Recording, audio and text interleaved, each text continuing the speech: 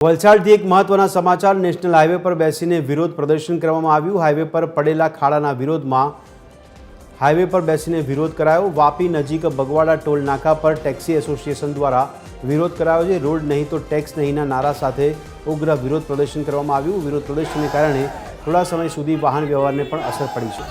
પોલીસે સ્થળ પર પહોંચીને મામલો થાળે પાડ્યો હતો।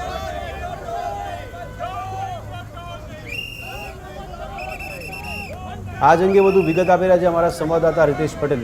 રીતેશ, જણાવશો જે વિરોધ કરવામાં આવે તેમાં કયા પ્રકારની માંગ કરવામાં આવી છે અને વિરોધના પગલે કેવી અસર વાહન વ્યવહારને અને ટ્રાફિકને પડી છે?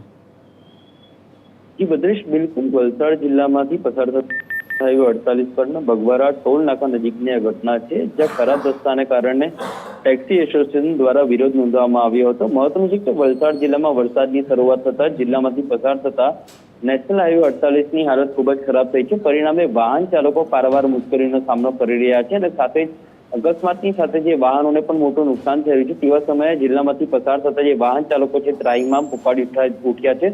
મહત્વનું છે કે હાઈવે ઓથોરિટી દ્વારા મસ્ત મોટો ટોલ વસૂલવામાં આવે છે, તેમ છતાં હાઈવે જે જિલ્લામાંથી પસાર થતા હાઈવેની હાલત ખૂબ જ ખરાબ થઈ ગઈ છે અને એના જ કારણે વાહનોને થતા નુકસાન અને સાથે જ અકસ્માતનો ભય પણ લોકોને સતાવી રહ્યો છે। તેમાં સમયે ટેક્સી એસોસિએશન દ્વારા આજે વલસાડ જિલ્લામાંથી પસાર થતા બગવાડા ટોલ નાકા જે હાઈવે છે ત્યાં આગળ વિરોધ નોંધવામાં આવ્યો હતો અને રોડ નહીં તો ટોલ નહીંના ઉગ્ર નારા સાથે વિરોધ નોંધવામાં આવ્યો હતો। પરિણામે જે હાઈવે પર જે પસાર થતા જે વાહન વ્યવહારને પણ અસર થઈ હતી। ઘટનાની જાણ થતાં રાજ્ય પોલીસે પણ ઘટના સ્થળે પહોંચી હતી અને ટ્રાફિક જે છે તેને પણ યથાવત કરવામાં આવ્યો હતો। જી રીતેશ, ધન્યવાદ સમગ્ર માહિતી આપવા બદલ।